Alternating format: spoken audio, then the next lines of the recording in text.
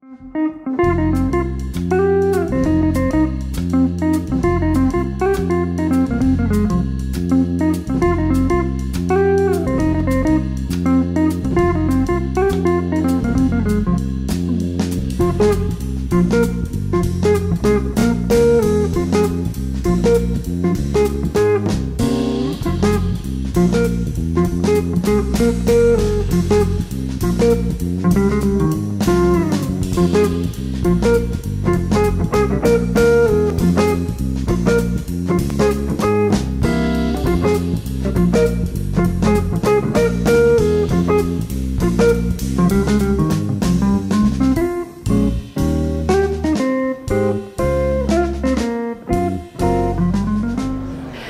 evening. Okay, first things first, everybody turn off your cell phone or anything else you have that makes noise, right?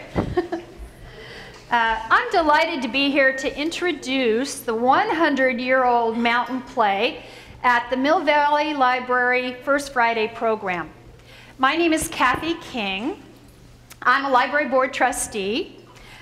We are appointed by the Mill Valley City Council to advise our city librarian.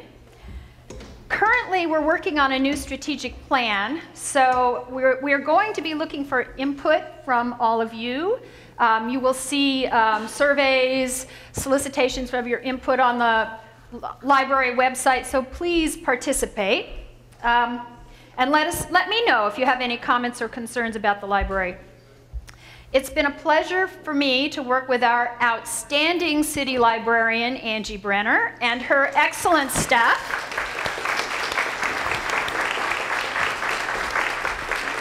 Special thank you to the Mill Valley Library Foundation and friends for their generous support of these programs. Yeah. And also thank you to the Mountain Play donors David Newland and Associates and Barefoot Winery for donating the wine. My connection to the Mountain Play goes way back to when my now married 28-year-old daughter was 2.5 years old. Friends told me that Peter Pan was on top of Mount Tam. Wow, I want to go see this. So I took Carolyn and I decided we would adventure a hike down after the play. Saw Peter Pan, superb acting, fabulous singing, and flying too. It was amazing. The views on top of Mount Tam were glorious in the hike down. And springtime on Mount Tam is exhilarating. The hike was exhilarating too. It's 7.5 miles downhill, and I managed to get lost. I had Carolyn on a pack in my back, and I went down the zigzag trail instead of pipeline. Don't do that.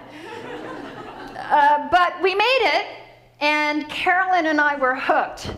So next year, the whole family had to go, and every year since, it's been an annual tradition. And we've introduced numerous friends and family to the Mountain Play, who've also brought other friends. And now it's a community celebration of American musical theater and our unique geographical location. My delight in the Mountain Play led me to be on the board of directors, and eventually I was the executive director for 7 years, and I followed in the footsteps of the remarkable Marilyn Smith, who many of you probably knew. Happily for me and the Mountain Play, Sara Pearson came along to take the Mountain Play to a new level and usher in this very exciting 100th anniversary. Sara also came to the Mountain Play by virtue of her love of theater, combined with the sheer joy of seeing it performed on top of our mountain, don't you think? That mountain belongs to us, right? Sara also served on the board of directors and has now been the executive director of the Mountain Play for 6 years. My goodness, it goes fast. Her enthusiasm and energy for the Mountain Play knows no bounds. I'm very happy to introduce Sara Pearson.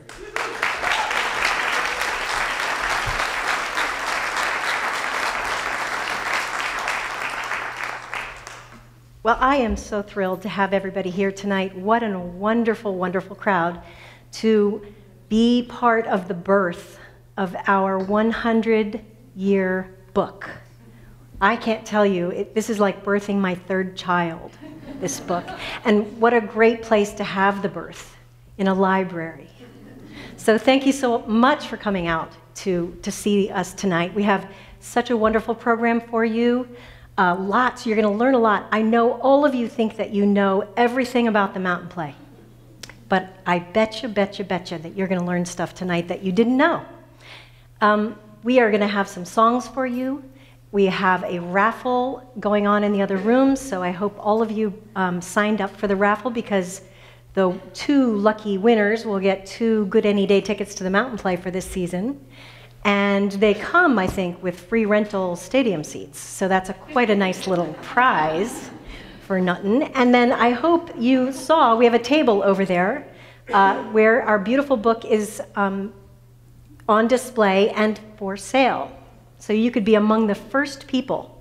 And you know, we only have a print run of 3,000, so you never know. You might have a limited edition copy. I'm just so thrilled to be here tonight. We are celebrating all year long. This beautiful, beautiful view is what obviously you all know, you see from the top of our wonderful theater. It is spectacular now and looks very similar to the way it looked in the old days, but for the skyscrapers, of course. But the folks who found their way up to the top of the mountain in the early days would have seen something of a similar view from the top of our mountain. We are so, so lucky, as you all really know. But I'm going to tell you a little bit about the history of the mountain play. I'm using a wonderful slideshow that was prepared by our associate producer, Eileen Grady, who is right here, and we will hear from her a little bit later. And it follows a little bit of the history that we covered in this wonderful book, which, by the way, is written by Elizabeth Batak. Elizabeth was a partner of mine. We worked at Marin Agricultural Land Trust together in the 90s and early 2000s. And she was a wonderful writer, and I was thrilled that she was willing to and excited about taking on such a huge project, because there is a lot of material about the mountain play after 100 years, and much of it is housed right here in this library, some in the Kent Room in the Civic Center, and some in the Marine History Museum in San Rafael. So there's quite a lot of wonderful information that she had to paw through and dig through to get this amazing book together. Here are a couple of guys you may recognize. Dad O'Rourke was a founder of the Tamalpais Conservation Club in the early days, which not coincidentally was founded in 1912. Another hiking club around that same time, founded in 1913, was the Alpine Club. There was an enormous hiking community and a lot of enthusiasm for hiking in those days. And people would tramp up and down Mount Tamalpais every weekend as part of these hiking clubs, and Dad O'Rourke was sort of the dean of the hikers. He was a leader. His friend Garnet Holm was a professor at Berkeley, UC Berkeley, and he was a director of plays. And they were accompanied by an attorney from San Francisco named John Catlin one day. They were tramping around the mountain, and they came across a beautiful amphitheater bowl, a beautiful natural bowl, that Garnet said, this would be a great place to have a play. And he was right, actually, because that is where our amphitheater is sited and where we have been doing plays since 1913. Well, they got together and they enlisted the help of their friend, US Congressman William Kent. Kent happened to own much of the land. Ever heard that name, Kent? Kent Woodlands, Kent Field. Kent also was the first private person to ever donate land to a national park, and he actually donated the land that then became Muir Woods. Teddy Roosevelt begged him to name it Kent Woods, but Kent said no. Kent said, I want to name it after my friend John Muir. And so there it was, named after John Muir. Well, William Kent was thrilled by the idea that Garnet and John and Dad O'Rourke had, and he wanted to support it. So he joined their group, and they decided to have a play, and here it was, Abraham and Isaac in 1913. Well, it's a little different from what we're doing these days, not that much. I don't know. I will confess to you that Eileen and I in the office sometimes we play either of the two roles. We switch sometimes. It's really fun. Abraham and Isaac played on the mountain to 1,200 people who hiked or walked or took the crookedest railroad up to the top of the mountain and then hiked the 6.5 miles from the West Point in, where the train dropped them. So there were a couple of ways of getting there, and if you all think that it's kind of a big project to get up to the mountain play now, I want to tell you that you've got it easy. Well, these people, for the most part, came from San Francisco. So they took the ferry to Sausalito, then they got on the train to Mill Valley, then they took the crookedest railroad up to the West Point Inn, and then they hiked up to the Mountain Play Amphitheater in their best clothes. That looks just like our audiences now, right? Absolutely. I know I wear my finest when I go to the mountain play, but you can see there they have their picnic baskets and they're having a wonderful time doing exactly the way we do when we go up there. Well, the way down was somewhat different. The previous slide had a picture of the gravity car, and that was one of those things that the crookedest train was a steam railroad, and it pushed those gravity cars up all the way, around 281 turns. And on the way down, you could either ride the train or you could get into the gravity car, and sort of like Disney, you could take your chances that the brakes were going to work. And it really was a matter of holding onto the brakes and letting the gravity get you to the bottom safely. Well, it was an adventure always, a great outdoor adventure.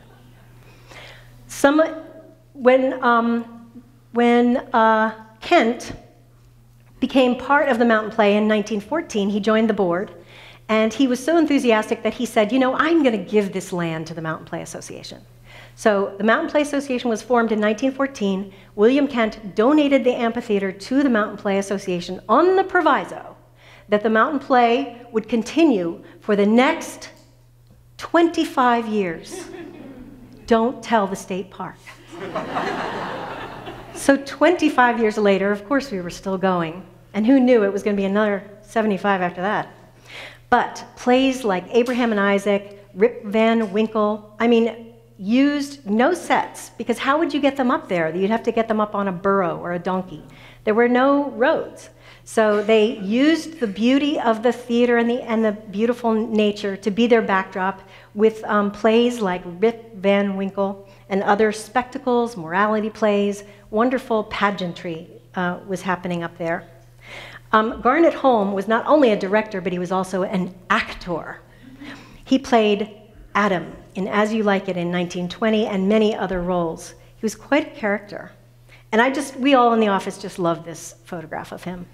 He is just a wonderful face. He has a wonderful face. There are many stories about the mountain play. As you can imagine, with a 100-year history, you're going to build up a couple of stories. Has anybody ever heard the story of the sleeping maiden or the sleeping lady? I know you have. I was always tickled when my kids were in elementary school and I would volunteer in their classes, and the teachers would very sweetly teach the children about the old Miwok legend of the sleeping maiden. And I knew that it was wrong. I knew, but I didn't say anything. Who wants to embarrass the teacher in front of the class? But the real story is that Garnet Holm was a fan of old Indian legends, and he was very interested in creating plays about the old Indian legends. And he had a friend named Dan Tothero, who was a pretty famous up-and-coming writer out of LA.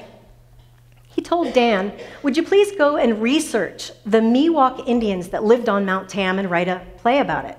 Well, Dan went away and did his research, and he came back to Garnet and he said, you know, I'm sorry, they weren't there.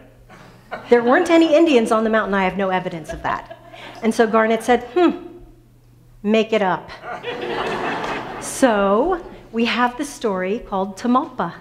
And Tamalpa was produced on the mountain 7 or 8 times. I can't remember, Kathy, can you? 7, 8, I'm putting you on the spot. But Tamalpa was a play that was written by Dan Tothero. He made up the whole idea of the maiden, the princess, the sleeping, the love story. And this is what it looked like when he put it on the mountain. Plains Indians and buck teepees and all kinds of very inappropriate and not at all like the Miwok Indians. But we do actually have a couple on our Facebook page. If you go to the Mountain Play Facebook page, you can see Eileen has put up a bunch of video from these old Tamalpa plays, and they are hysterical. Very not politically correct. We would never be able to do it now, but wonderful, wonderful stuff. And she's put it all to music, so you can see what it looks like. So the Sleeping Maiden is made up. The Trail of the Padres in 1931. You can see again that there is no set at all. There are people playing music, and of course there was no sound system. There's a story about God's tree at the Mountain Play where someone would climb up into the tree and talk from the tree, and that was God speaking to the people. We don't do that anymore. We now have the Grateful Dead's really terrific sound system, and it works much better. You can see the rudimentary beginnings of sets happening here in 1932 with Rob Roy. And that is what the audience looks like in the days before the amphitheater was built. Now, you remember that Garnet and Dad and John had come across this bowl. Well, it was just that. It was a grassy bowl. There weren't any stones. And what people would do is they would come and line up, and they'd sit behind each other, and then they would, as the play went on, they would slide down into the guy in front, compacting the audience in a way that the ushers today would be very, very jealous to see. But by the end of the show, it was a quite compact audience. So the Mountain Play, of course, understandably was saying, we've got to fix this problem. I mean, it's awful nice, but it'd be great if it was more comfortable. So in fact, the Mountain Play Association went about trying to create stones, and they built that first row of stones, seating. They built the first row, and it nearly killed them. How can we do this? It's way too big a job. So the ideas began percolating about how we could get a larger, really wonderful stone theater for people to be more comfortable. Along comes Emerson Knight. Emerson Knight was an architect who was hired as part of the WPA project in the 1930s. And he came to the amphitheater, and he fell in love with the amphitheater. And he had this idea that he would design a beautiful classic theater that would look like it had been there forever. And it would be like a classic Greek structure that people would use forever and ever and ever. He got so excited, he made these beautiful drawings. But there's one problem. You can't really have the CCC or the WPA working on a piece of private property. So the Mountain Play had owned this property and taken very good care of it and helped build trails and worked on the area around and did a lot of upkeep. But the association eventually realized that if we wanted this thing to go on and we really wanted there to be seating, we would have to do something different. So the association decided to deed the amphitheater itself over to the state park, which in the 20s had begun climbing up the side of Mount Tam till it had gotten right to the top, right around where the amphitheater was. So actually the state park is way post-dates the Mountain Play. We were around in 1913. They didn't get started until the 20s. So really, we were there first. But as they climbed up and we realized what a good partner they would be, the Mountain Play deeded the amphitheater to the state park, therein allowing the Civilian Conservation Corps to come in and to build this beautiful structure that we have today. Each one of those rocks, a ton. Each one of those rocks weighs a ton. And of course, they didn't have any big old machinery. They were using pulleys and rope and civilian conservation guys Matter of fact, I was talking to Andrew Giacomini the other day, and I learned that his wife's father was a Civilian Conservation Corps builder on one of these teams. So we're going to interview him, hopefully, if we can get that to happen. But look what they did. They made an absolutely gorgeous piece of architecture, which is known nationally as one of the most pristine and beautiful examples of WPA architecture in the entire country. So look what we have in our own backyard. This is what it looks like in springtime, not when we come for our show, when all the grass is brown, but in the springtime it does have this lovely sheen of green, and we all are in love with this place. I say every time that we have new cast and there's maybe somebody in the cast who's never been up to the mountain play, I say to them, I want to be there the day you come up and see that mountain play, or come over the hill for the very first time and see that amphitheater laid out in front of you. I want to be there and see your face, because it is such an incredibly stunning thing. Well, Kathy mentioned that Marilyn Smith came in 1977, but before she came in to revive the mountain play, there was a couple of decades there where, you know, pageantry was not the thing. It just was not, nobody was really liking it that much. So the mountain play struggled. You know, in 100 years, you're going to have some struggles, and you got to change. You got to stay with the times.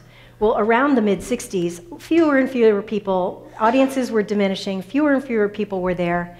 And this is a photograph. In 1967, they actually had a music festival there, quite a famous one. Magic Mountain Festival, The Doors, Cream, I mean, lots of really, really famous bands played in the Mountain Theater. Well, the state park learned that weekend that they didn't really want to do that anymore. Because there were people hanging on the trees. They couldn't figure out how to keep, you know, people from coming in without, you know, and pay. It was one of those kind of chaotic, we didn't think of this. But it goes down in history as being one of the famous uses of the mountain play. Well, through the 60s, the Mountain Play Association was really struggling. The board was really struggling to figure out what to do. And they turned to Marilyn Smith, who had been very active in the Marin Symphony and other children's theater and lots of Marin County theatrical you know, activities. And she was approached by them, and she said to them, well, you all know Marilyn Smith, right? She was pretty much of a spitfire. She said, well, I will do it, but only on one condition, and that is if we get to do Broadway musicals. And so the board, having been used to spectacles and pageants, and, you know, they were a little nervous about that. And many of them, I understand that there was quite a struggle. We've never had struggles on the board since then. But they did hire her, and she did start doing musicals. And she also fixed another problem that was happening on the mountain play. There were, at that point, roads had been built up, and people were driving their cars, and they were parking them all over the place, willy-nilly-nilly. And the state park didn't like that either. So Marilyn got this great idea of bringing up school buses, and so we have the shuttle system that literally is the same system that she designed in 1977. Still works great. Those buses go up and down the mountain, and those drivers start training in April. Marilyn did musicals. You can see that sets have started to be a little bit more elaborate, although still there's quite a bit of trees behind them. She did wonderful musicals, and one of the other things she did was she hired our illustrious James Dunn. Well, you know the story of James Dunn. He's a Shakespearean director, right? Founder of the College of Marin Drama Department, and now the College of Marin Drama Department Arts Building is named the James Dunn Theater. We're so thrilled about that. But he came in and he said, well, Marilyn, I want to do Shakespeare up on the mountain. And she said, well, Jim, you can do one Shakespeare as long as you agree to do a musical next. I know I'm getting this almost right. It's good enough for government work, right? Okay. So James said he wanted to do Henry V. Well, he always said it was the best darn Henry V that nobody ever saw. And there is a picture in our wonderful book of the audience of that Henry V, and I'm telling you, there are about 20 people. But he also did other musicals, and he actually got the musical bug, didn't he? The James Dunn we know today, he just did Big River at the college, and he got the musical bug, and he's actually fabulous at it. So all the musicals started to happen. One of our major stars of that era, John McDill, here starring as Music Man in 1983. John played many of Jim's leading roles, and Jim used to call him John McMountain because he was so wonderful. And even Marilyn used to say when John strode onto the stage, the whole audience would stand up and cheer because they just loved him so much. But many of these shows were just wonderful. You can see in 1985 getting much more elaborate. John McDill playing Captain Hook. And My Fair Lady in 2004, look at that set. This set is famous in the mountain play lore as having the staircase everybody hated because it was so difficult. I mean, people still ooh and ah over how hard that staircase was, but how beautiful is it? I mean, just gorgeous. Here you see Ian Swift on the left, our Susan Zielinski on the couch, and Ken Rowland, the set designer, playing Henry Higgins. Multi-talented crew. Here again, Hair in 2007. This is Kathy King's swan song with the mountain play. This was her final production, and Susan Z again in the role of Sheila in Hair. It was a wonderful show. Well, Marilyn Smith did a lot of other things too. She was famous for being the kind of person who would come up with a lot of crazy ideas that were marketing ideas that actually sounded really weird, but got the job done. So here's one of them. This artist proposed that he was going to do a portrait of Mary Martin in the year that they did South Pacific. Now this portrait is made out of shampoo bottles, Head and Shoulders shampoo bottles. And it's done in Union Square, I believe, in San Francisco. It did get a little bit of attention from people in San Francisco who wondered what was going on. But there it is. The real attention happened when the board members started cleaning up the bottles and they opened, and the shampoo got all over the place. And of course, you know what happens when you try to clean up shampoo. So it was one of those Marilyn Smith ideas that was fabulous until it got a little crazy. Here's another one of those fabulous Marilyn ideas. West Side Story, 1999. Marilyn and her husband Bob thinking, how are we going to do something great and crazy and wonderful that will just bring everybody up to the mountain play, what ended up being Marilyn's final year as executive director / producer. They cooked up an idea to go to Cuba and bring back a troupe of Cuban dancers. Well, I mean, this was 1999. It wasn't that easy, but if anybody can do it, Marilyn can, and she did. She brought this troupe. They didn't speak much English. It was a little bit hard for the people backstage. Poor Linda, you know. But it was fabulous, and it got in the news, which was the real point. It was a newsmaker. And the show was fabulous, right, Susan? Yeah, it was fabulous. That actually was my first mountain play that I saw. Fell in love with you.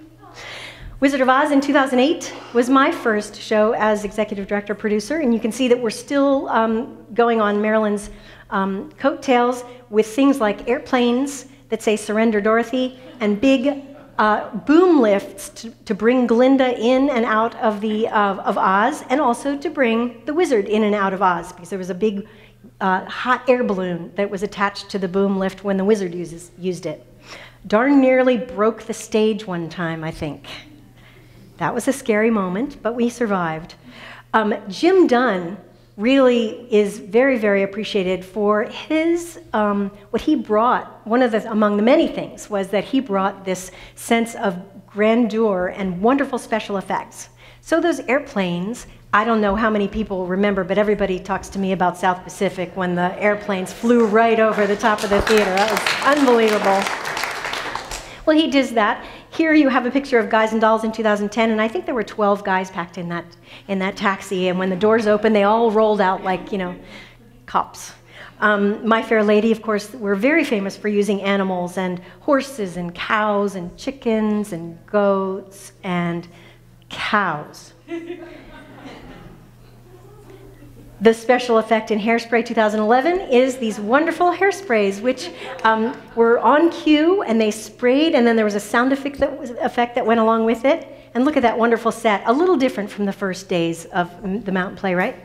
Quite a bit more colorful and there. Here we have a spread from the middle of the book, which just shows a smattering of the posters from the early days.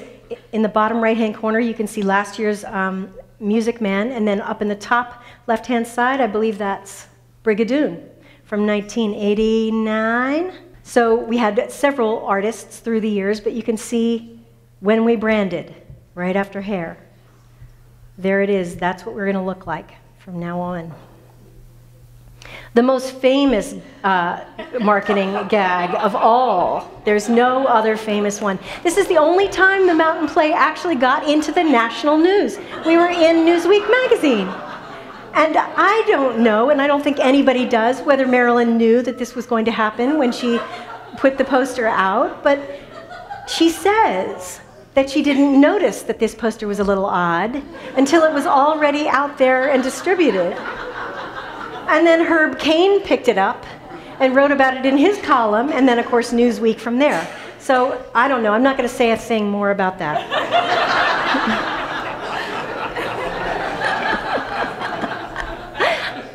So, I think right here we're going to go into a little bit of costume history a little bit. You can see Bruce Vieira getting his wonderful makeup for his Wizard of Oz lion.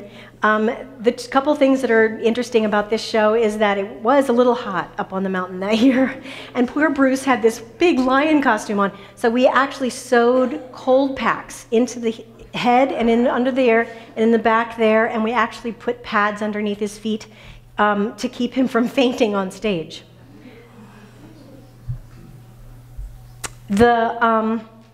Isn't that a wonderful juxtaposition? Good old Eileen. How about that? The old days and the new days. This is Hairspray, Joshua Castro, and his wonderful role as Edna. And then who knows who that lady is? I don't know. And then 2012, James Dunn's Swan Song year. He said he really wanted to have a show on his final year that would be that would have actors of all ages, so that he could bring in as many of his friends from the old days as possible and have it really be a great reunion of mountain play stars and friends from the old days. So he pulled together a cast of 55 people. I nearly died. It was a little expensive, but so worth it. Did we have a good time? Oh my gosh. It was fabulous. And it actually was the first play in the last couple of years that actually brought the mountain play into the black. We had a little bit of a tough time during the recession. I'm sure nobody else did, but we did. And it was pretty tough. Our audiences shrank quite a bit. We went from 17 and 18,000 in 2007 and 2008 down to 10,000 3 years in a row. And that was a pretty much of a tough thing. And there were times when the board had to really ponder whether we were going to be able to make it to our 100th anniversary. But of course, we dug in our heels by the hair of our chinny chin chin. We said, no way, we're not going to let this thing go. And we didn't. Hairspray pulled it back together, and we now are... The what? Yeah, keep going. So Music Man pulled it back together, and we were so excited to have a wonderful, wonderful party for Jim at the end of a successful year. So here's what it looks like still up there. This is, I think, Oklahoma. Yes, Oklahoma. And we were very, very thrilled this year to win second place in the Best of Marin, Pacific Sun Best of Marin, for the second time. So you know how the Pacific Sun does this, is that if you win 5 times in a row, you have to sit back and let other people do it. Well, we're waiting for MTC to win 5 times in a row so we can get first place again. This is just in there so you can see sometimes I do dress up. And there's Jim, Marilyn at our wonderful donor preview. Here's a lovely picture just showing cast in the old days and cast in the new days. And in the book, when you look at this, you really can see the faces, and it's quite spectacular. And how could we have a, this is a cue, by the way.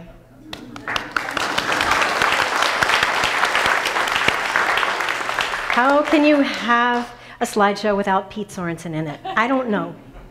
So we have, again, what happens on the mountain play. The hiking still exists. Here you see people hiking up with their hats and boots and picnics on the railroad, which is not even in existence anymore. And then our wonderful people hiking these days. And brings us to The Sound of Music, which is our 100th season production up on the mountain. We hope that you all will join us.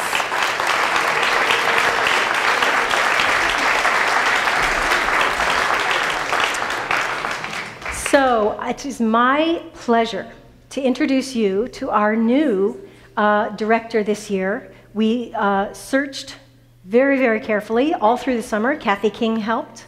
Pete Sorensen helped. Eileen helped. We worked a lot to try to find the very, very perfect person who could take the helm for our 100th year and direct The Sound of Music. And we found him. I'm so excited to introduce you to the founder and director of the Foothill Music Theater, a person who, not unlike Jim, has been doing theater groups to New York. So he'll bring groups to New York like Jim does to London. Jay will bring groups to New York and do theater and talkbacks and has a wonderful educational program, as well as being a wonderful American musical scholar. He is directing our show this year, and I'm happy to introduce Jay Manley.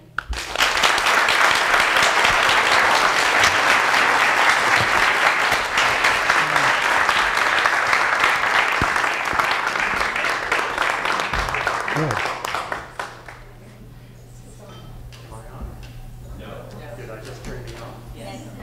I'm on. Okay. And how exciting to be directing the musical version of Abraham and Isaac. I mean, I was overwhelmed when I was asked about this. You know, I love libraries. I'm old enough that I remember how all my life I've loved to walk into a library and you browse and you have to be quiet. And it really frightens me, all of our internet stuff, that I hope we don't lose libraries and lose books, because I can be asked to talk and then I can go, now what am I going to talk? Whoa, I'm sorry. What did I just? Oh, I can put it. Oh, I don't have to talk into that. You can see how untechnological I can be. But no, I was going to look for something to talk about, and here's Harper's Bazaar. Great women of the Bible. Would you like to hear about that? Actually, I'm afraid to go get it now, but maybe there's about the fourth book over on the top shelf there. Looks kind of interesting, that paperback. Huh. It's called The Story of the Trapp Family Singers. And they have it here. So I knew I could find something to talk about. Anything for a joke, okay? They call it the story that inspired The Sound of Music, and it was written, of course, by Maria Augusta Trapp, the Maria. Well, it didn't really start with this book. I mean, The Sound of Music didn't. Because, and to give you a little background and history, a director by the name of Vincent J. Donahue was directing a production of Thornton Wilder's play, The Skin of Our Teeth. And this was a project of the State Department, and the production went to Russia, among other places, cultural exchange. Helen Hayes was in that production. George Abbott, who was a director, and I think he was kind of a fish out of water in it. It was apparently not a very good production. But playing the vamp in the play, Sabina, was Mary Martin. So, Vincent J. Donahue, the director, Mary Martin playing the vixen in the play. And Donahue had seen a German film about the Trapp family, in German language film, but he was very taken with the idea of creating a play starring Mary Martin, in which she would play Maria Trapp, and the play would be about this family. his idea, and he enlisted two very famous authors of the time, a partnership, Howard Lindsay and Russell Krauss. Lindsay and Krauss wrote a lot of, I guess what we would kind of call boulevard comedies, and they were very popular. And they got interested in it too. They looked at the movie and thought, yeah, this could be a great play, and what a wonderful play it would be for Mary Martin. And I have to say that their initial conception was that they would use authentic Austrian folk songs throughout the play, but it was really a play with songs. Then they got the idea, wouldn't it be great to have one original song in the play that would be written just for the production? And so they went to their friends, Richard Rodgers and Oscar Hammerstein, and said, hey, we've got this great idea. You know, we have the barn. Don't you want to come up and do a show with us? Would you write a song for us? And wisely, Rodgers and Hammerstein, very canny men of the theater, said, no. Either you should stick with your original idea, which was fine, use all folk songs, authentic folk songs, or find somebody to write a whole score for you. And they went away and thought about that and thought, oh, the latter was a pretty good idea. So they returned to Rodgers and Hammerstein and said, we like your second idea. Would you write the score? And they said, you know what? We are in the midst of writing another show right now. And they were on a very, if you know their work, they were on a rather rigid schedule. Every 2 years, they came up with a new show. And if you look at kind of their biography, that's the way it appears. And that show was Flower Drum Song, a musical that we've probably all heard of. So they said, we'd love to, and it isn't going to work because we have this other project.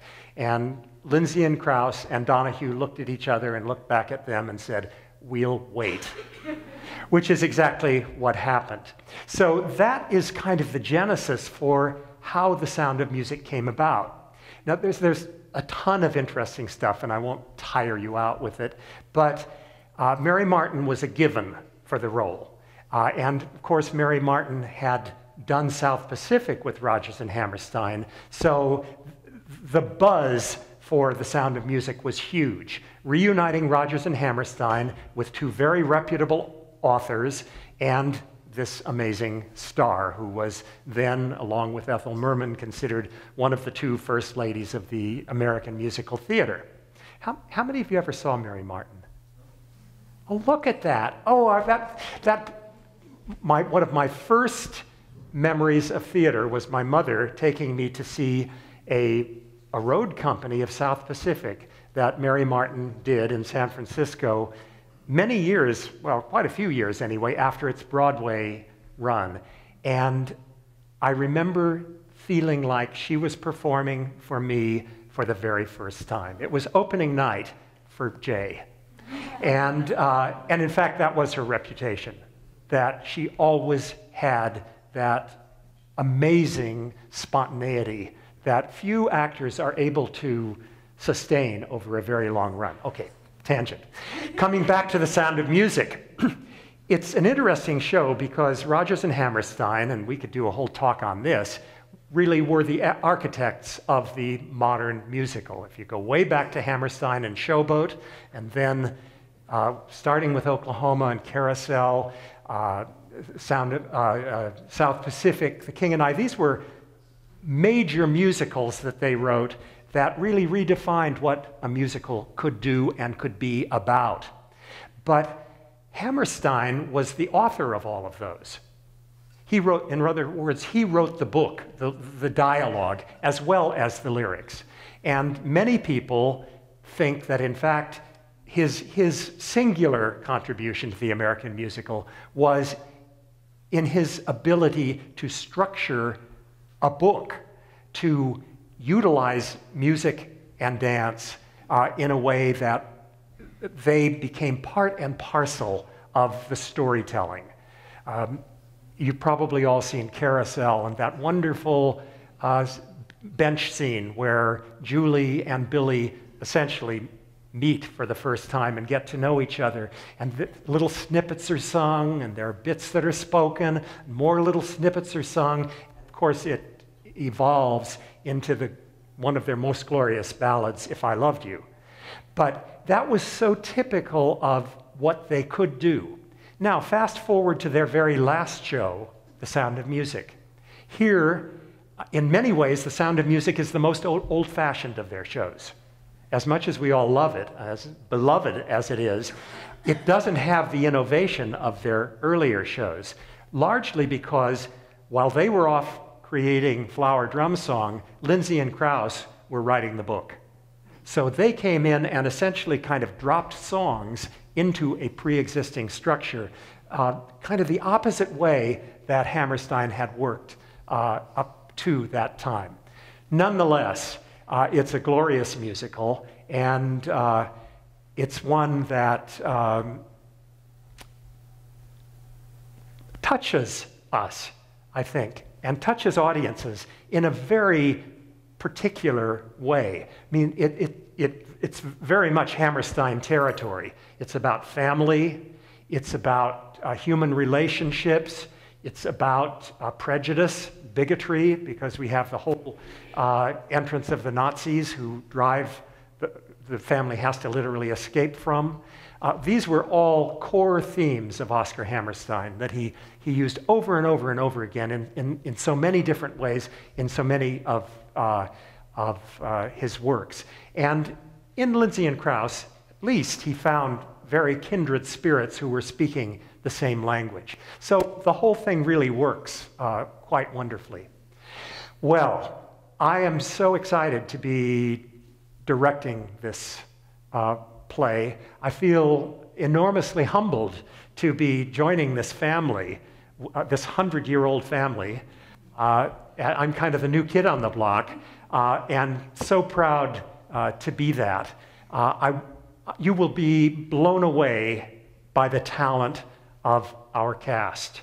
We had a huge turnout at auditions, and more children than I could possibly keep track of. And we have an absolutely superb cast. So I know you're going to have a wonderful time, May and June. Come twice, come 3 times, and bring lots of people, because we want this to be just an absolutely memorable and wonderful summer on the mountain, and I know it will be. Thank you so much. It's lovely to be here, and we'll see you this summer. Oh, and now the fun part of the evening. You've listened to us talk. You get to hear some wonderful singers. And to introduce them, Eileen Grady, associate producer of the Mountain Play.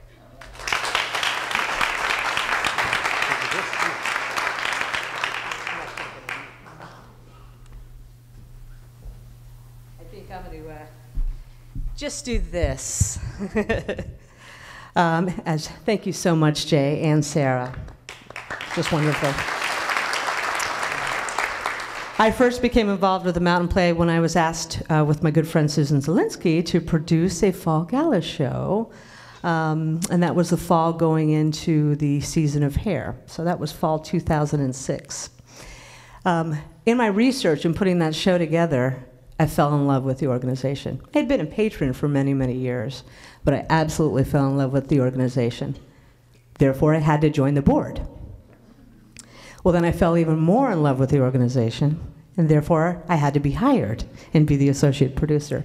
So I feel very, very fortunate to be part of this wonderful organization. And the first thing that I noticed was the deep sense of family and heart that is behind every bit of the art.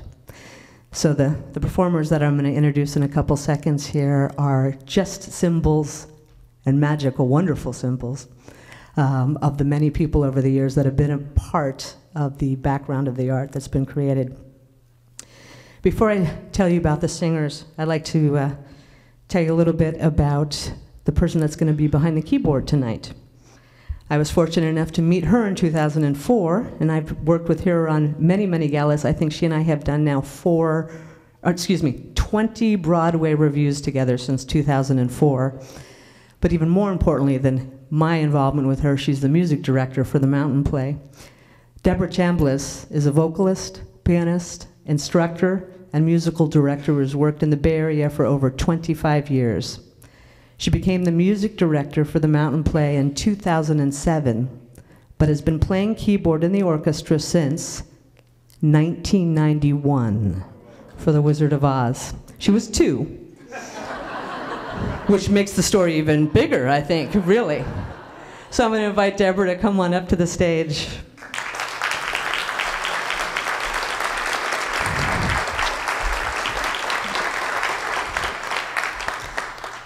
Our first performer tonight started her mountain play career in the chorus of 1989's Brigadoon.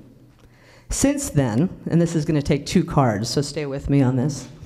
Since then, you have seen her as Maria in 1999's West Side Story, Philia in 2000's A Funny Thing Happened on the Way to the Forum, Sheila in 2007's Hair, Sarah in 2010's Guys and Dolls, Velma in 2011's Hairspray, and last year as Marion Peru in The Music Man. She's currently also been nominated for Best Principal Female in a large-scale musical by the Bay Area Theater Critics Circle. So congratulations. And I haven't told you her name yet, have I? Does anybody know? Anybody want to take a guess? Win a ticket? Good job. This year she's going to return to this Mountain Play stage as Baroness Elsa Schrader in The Sound of Music. But here to reprise her 2004 role as Eliza Doolittle in Lerner and Lowe's My Fair Lady is Susan Zielinski. I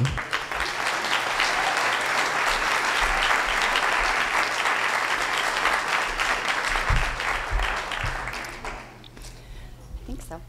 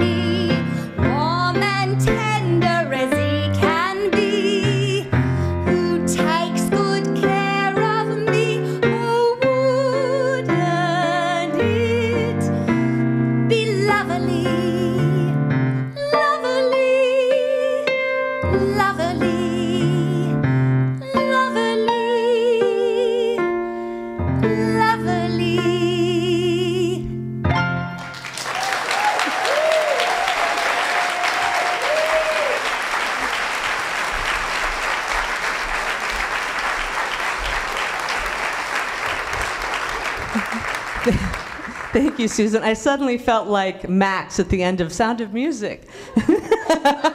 The family Von Trapp. Sorry. Wonderful. Thank you so much, Susan. I think it's my mustache. I probably have to wax. We first, turn the tape off for that, please. We first heard our next artist when his beautiful voice opened 2009's Man of La Mancha. And he literally, I would be working the shuttle bus path in the morning and I would stop every time the show started. Since then, we've seen him in 2010's Guys and Dolls, and last year as one of the barbershop quartet members in The Music Man. This year, we'll see him again as Herr Zeller in The Sound of Music. Here to perform the song Come to Me, Bend to Me from Brigadoon is Sean O'Brien.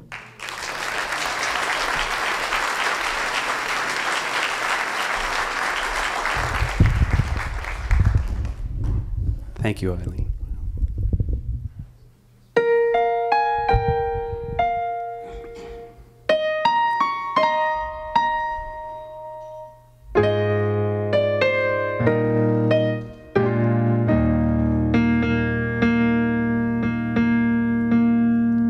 Because they've told me I can't be haughty till wedding music starts playing. To ease my longing, there's nothing wrong in me standing out here and saying, oh, come to me, bend to me, kiss me good day. My darling, 'tis all I can say. Just come to me, bend to me, kiss me good day. Give me your lips and don't take them away. Come, dearie, near me so ye can hear me. I've got to whisper this softly, for though I'm burning to shout my yearning, the words come tiptoeing off me. Oh, come to me, bend to me, kiss me good day. Darling, my darling, 'tis all I can say. Just come to me, bend to me, kiss me good day. Give me your lips and don't take them away.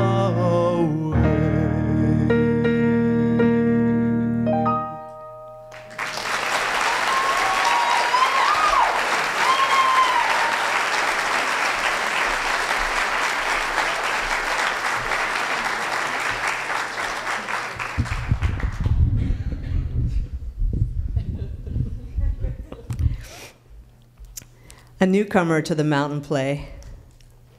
Our next performer starred as the lovable and lispable Winthrop Peru in 2012's The Music Man.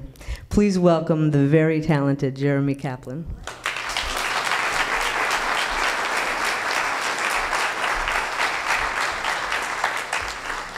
Scrumptious! He told me all about his hometown, Gary, Indiana. And he said he would take me there someday. And he taught me a song with hardly any S's in it. Gary, Indiana, Gary, Indiana, Gary, Indiana, let me say it once again. Gary, Indiana, Gary, Indiana, Gary, Indiana, that's the town that knew me when. If you'd like to have a logical explanation how I happened on this elegant syncopation, I will say without a moment of hesitation, there is just one place that can light my face. Gary, Indiana, Gary, Indiana, not Louisiana, Paris, France, New York, or Rome. But Gary, Indiana, Gary, Indiana, Gary, Indiana, my home sweet home. If you'd like to have a logical explanation how I happened on this elegant syncopation, I will say without a moment of hesitation, there is just one place that can light my face. Gary, Indiana, Gary, Indiana, not Louisiana, Paris, France, New York, or Rome. But Gary, Indiana, Gary, Indiana, Gary, Indiana, my home sweet home.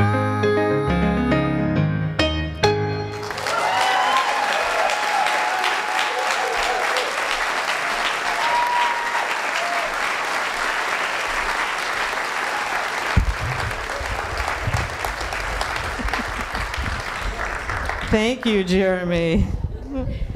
Oh my goodness. So now for something a little different. You've seen there was a lot of ingenues on the mountain, but in 2011, Susan Zielinski starred as Hairspray's Velma von Tussle, the devious taskmaster and snobby racist.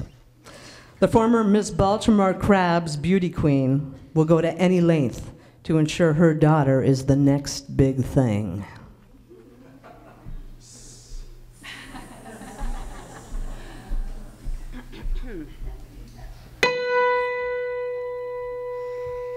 Oh my God, that snake who sings, he's a puppet, but I hold the purse and the strings.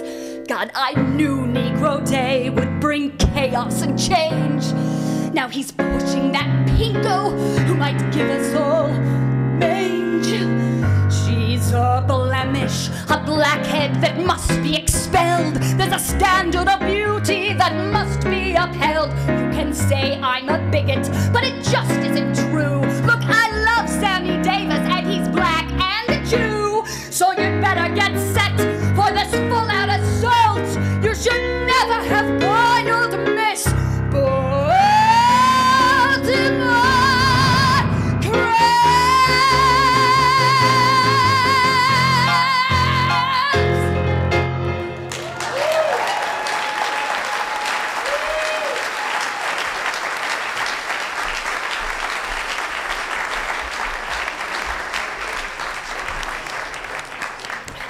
Scared me. 2011's Hairspray brought modern Broadway and the beautiful voice of our next artist to the Mountain Play stage. Carol Thomas starred as the sassy and confident Motormouth Maybelle, and her performance of the show's Ballad of Strength, I Know Where I've Been, brought the audience to their feet and to tears. Carol Thomas.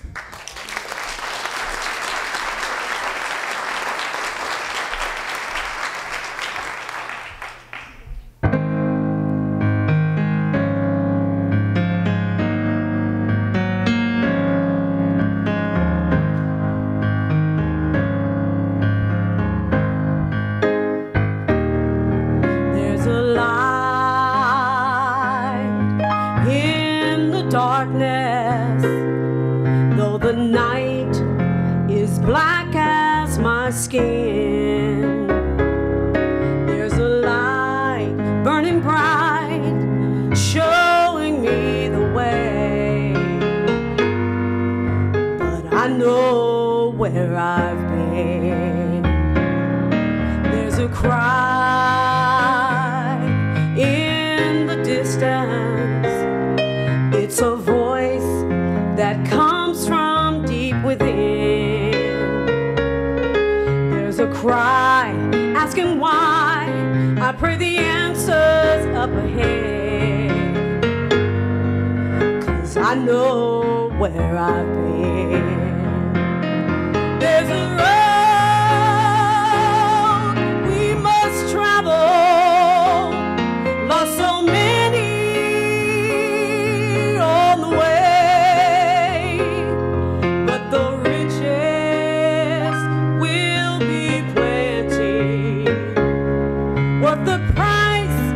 the price we had to pay. There's a dream in the future. There's a struggle we have yet to win. And there's pride in our hearts, 'cause I know where I'm going. Yes, I do. And I know where I've been. There's a road we must travel. There's a promise we must make. And the riches will be plenty. Worth the risk and the chances that we take. There's a dream in the future. There's a struggle we have yet to win. Use this pride in our hearts to lift us to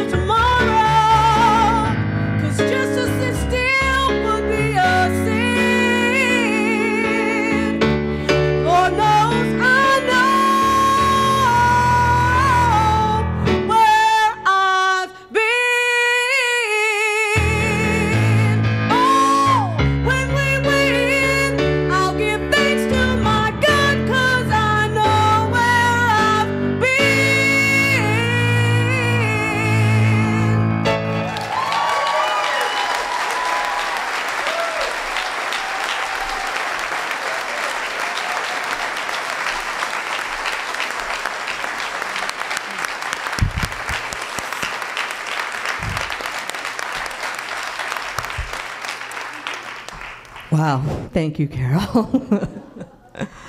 I just want to thank all of the artists that were here tonight with us. Jeremy Kaplan. Why don't you stand up? Sean O'Brien. Carol Thomas. Susan Zielinski.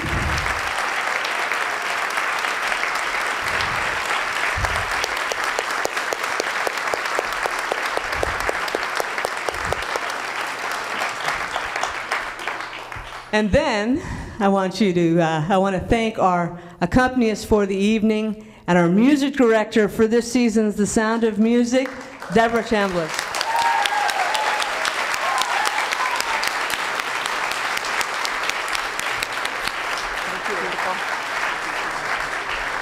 And now for the next 35 minutes, I would like to do an interpretive dance of 75 years of the Mountain Play history. I hope that we have enough wine to get us through that. But before we move on to the next step, I want to tell you a quick note about the poster, because the poster speaks to our, Deborah started the interpretive dance without me behind me. There's a little bit of history behind the making of this poster. The image that you see in the background of the mountain is actually from a 1905 Southern Pacific Railroad poster that advertised traveling up Mount Tam and to Muir Woods. The images that you see in the forefront are actually our Maria and Children from the 1985 Sound of Music. So in this one poster, you have 100 years, plus a little bit, and some other organizations featured. So I just want to thank you all. I believe someone else should probably be talking now besides me. I think we want to do some questions and answers, and are we going to drawing, interpretive dance, karaoke? What? Drawing? Okay. Yeah, because I'll stay here. I will. You people will be just, like, when does the Sound of Music start? It's May. I've got tickets. I've got reserved seating. I need to get up the mountain. So someone, I think, is going to bring us some raffle tickets and a little drawing. And thank goodness Sarah's on a microphone. Thank you all very much.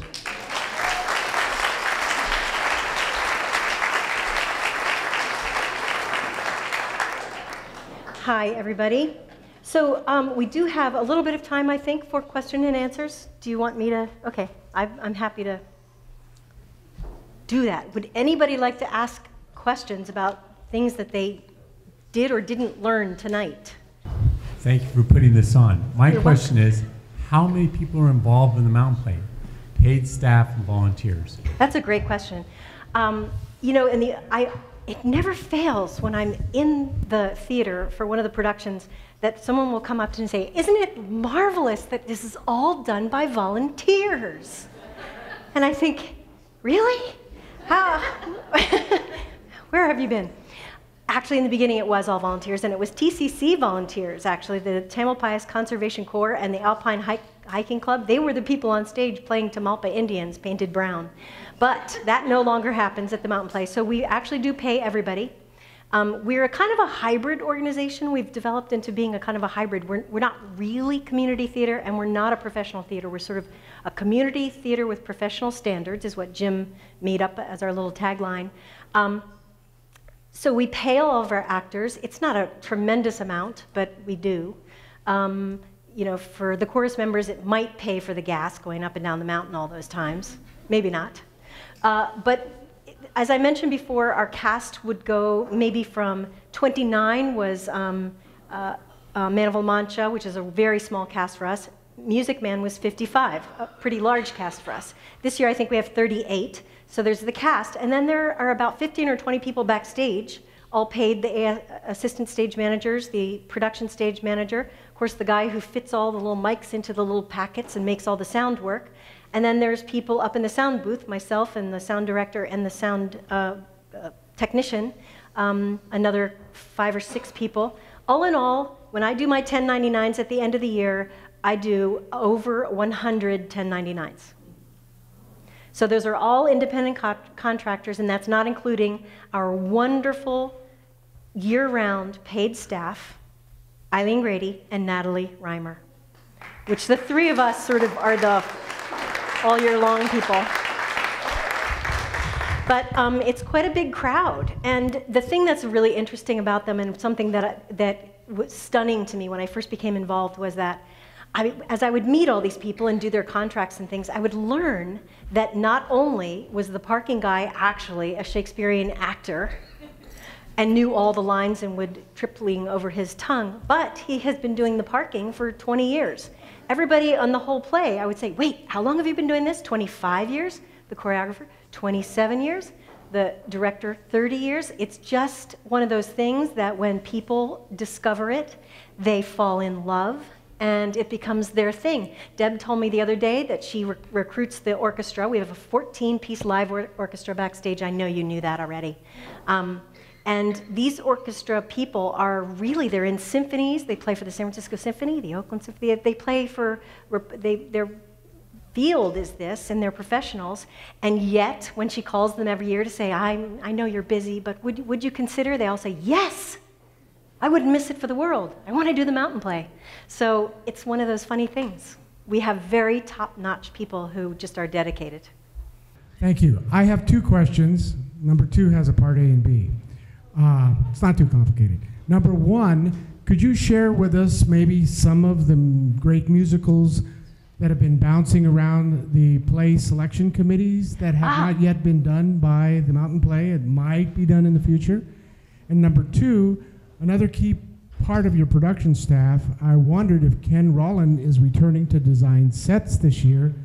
And part B is, has he maybe done a Buster Posey type long-term contract to come back again, or is he kind of Jim Dunn and kind of finishing up his tenure at the Mountain Play? That's a great question. I can tell you that yes, Ken Rolland has designed the set for Sound of Music. It's a beautiful set. You're going to love it. He's been working on it since last summer, and it's right now being built up at the Mountain Play. So if you go up there, you'll see just, you can see the stages of the build, and it takes us 60 days to build that thing. It's really quite a thing. It's like building a building, So Ken is the designer this year, and I can't answer the last question. Not Buster Posey, though. We're sort of on a year-to-year basis, all of us, even Eileen and I. You never know when we're going to be.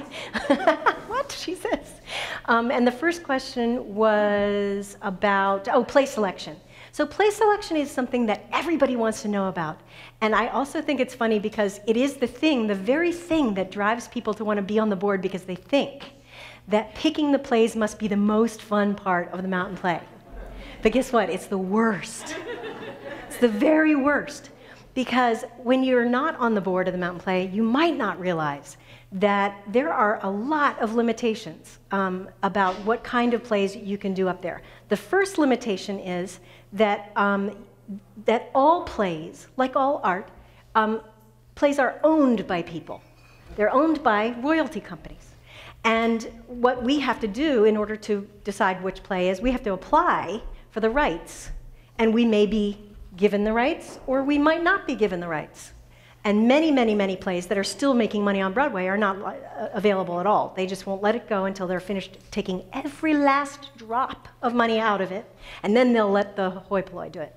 But so the play selection is, number one, challenged by what are the plays that are available for us to rent. Number two is, does anybody kind of want to hazard a guess as to how much maybe a typical royalty fee might be for the Mountain Play? Just throw out some numbers. You said, somebody said 25, Any, how many? 500? 5,000, okay. It's a little bit more than that. Okay, you're getting close. It goes between $55,000 and $85,000 to do a play. So newer ones would be more expensive. Maybe ones that weren't so popular would be less expensive, and of course it varies according to the royalty company, but a huge chunk goes into that. So then you have to think to yourself, can we afford to do this play, right? Then the thing becomes, wait a second, I'll tell one quick story, which is before I got on the board and before I learned anything about the Mountain Play, I went to the Mountain Play and I went to see Forum. I went with my 11-year-old daughter, who peppered me on the way home with questions like, Mom, what's a prostitution? I don't understand what the house of And I had to, of course, answer all these questions on the way home. And I remember going up to one of the guys in charge and saying, what were you thinking? this is a family show. Why did you pick this play? It's so crazy. And he, being a board member who was very politic, said, really? What play would you think would be a good play to have? Well, I went running back to my seat, made a list 12 plays long, which all the ones that I thought would be fabulous, came running back to him with all this list of plays, which I know now to be entirely inappropriate for the mountain play. Because the mountain play is a huge amphitheater. You can't have two people talking down there all by themselves and nothing big happening. It really lends itself to large chorus, dancing, everything big, big, big. Jim used to say bigger, louder, funnier. And so you really can't do, for instance, a chorus line. A chorus line, fabulous show, 2 people at a time, 1 person at a time. It doesn't really work up there. So you have to really think about it in the terms of what actually works up on a big mountain and will keep 3,750 people entertained in the bright sunshine. So there's big limitations like that. So the process really, I can tell you, is that the producers and sometimes the director, when Jim was the director, certainly Jim would be involved in the process. The producers and the director would get together and they would come up with either one idea or a list of a few ideas, and they would pick the one that was their favorite, and they would bring it to the board and say, how about this one? And the board's job was to say yay or nay. And sometimes the board said no, and we had to go back to the drawing board. But that has been the process through the last 30 years, and I think that Jim and Marilyn tussled a little bit over those decisions, but by and large, it is, we think about what will be a big draw, what will draw people, and Marilyn used to say, if people know the songs, and if they can hum them in the bus line, that's the right play. So we're sort of figuring do, re, mi. Pretty much fits the bill, Sound of Music. So I've heard people complain about the price of the tickets. And my understanding is that the tickets don't even begin to cover what goes on up there, the cost of a production. So I wanted you to tell us what else we can do to support the mountain play. I planted her. She did not plant me. Oh my goodness, thank No. you so much. Yeah. You're so fabulous.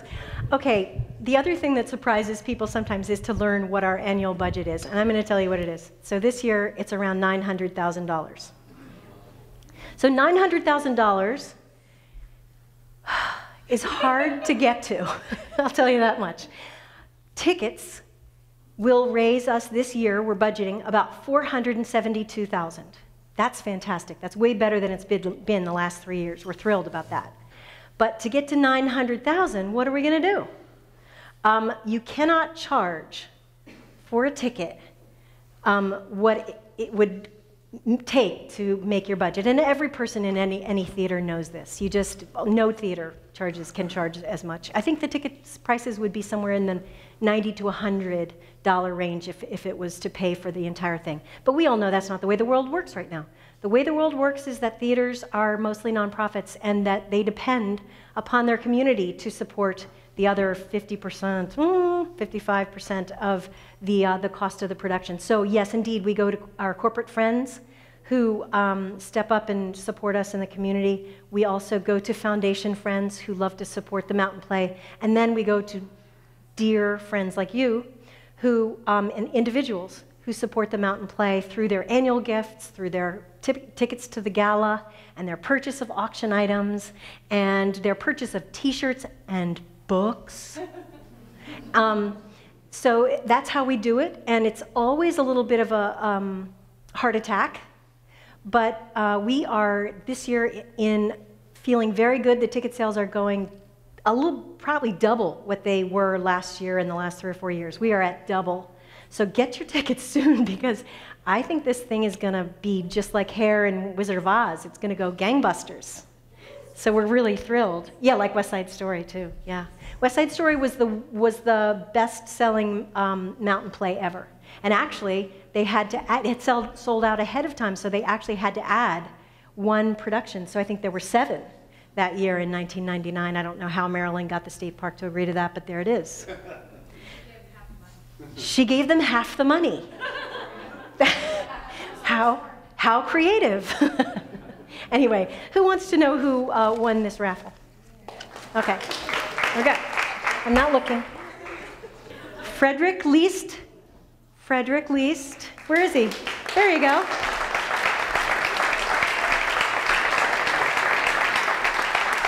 Oh, you get 2 Good Any Day tickets to the Mountain Play, and actually there is also, I believe, a voucher for, yes, 2 stadium seat rentals. Very good. Congratulations. Okay. He's going to buy 5 more. I can just tell. Okay, the next winner is Parton. P-A-R-T-O-N. There you go. There you go. 2 Good Any Day tickets and 2 stadium seat rentals. Now, this says 1, but it's actually 2. I promise. Here it is.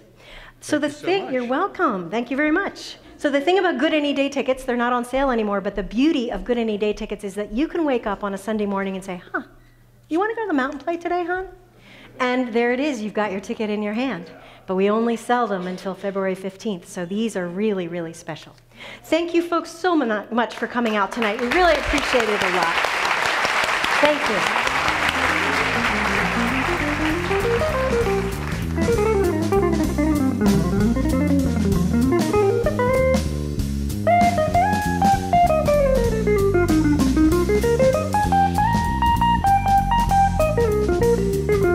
Thank you.